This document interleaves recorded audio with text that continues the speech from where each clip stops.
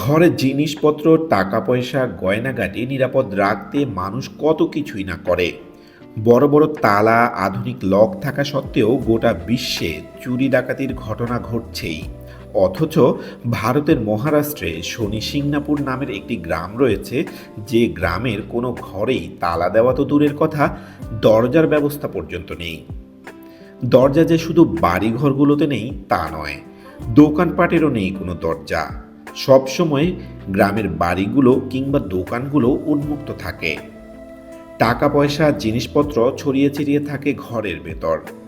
তারপরও গ্রামের কেউ অনিরাপদ বোধ করেন না। শনি সিংনাপুর গ্রামের প্রায় 5,000 মানুষের বসবাস। তারা বিশ্বাস করেন স্বয়ং শনিদেব তাদের গ্রাম পাহারা দেন। এ কারণে এই গ্রামের কারোর বাড়িতে ঘরের দরজা বা তালা লাগানোর প্রয়োজন নেই।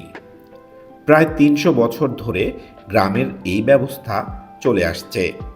পূর্বপুরুষের সেই বিশ্বাস এখনও ধরে রেখেছেন গ্রামবাসী। তবে ঘরের মধ্যে যাতে কুকুর বা অন্য কোনো প্রাণী ঢুকতে না পারে, সেজন্য ঘরের দরজার জায়গায় কাঠের প্যানেল দেন তারা। কিন্তু সেটাও স্থায়ী কিছু নয়। গ্রামে রয়েছে ইউকো ব্যাংকের একটি শাখা। সেই ব্যাংক ভবনটিতেও তালা লাগানোর কোনো ব্যবস্থা নেই। তবে শহরের আধুনিকতার ছোঁয়া লেগেছে এই গ্রামেও।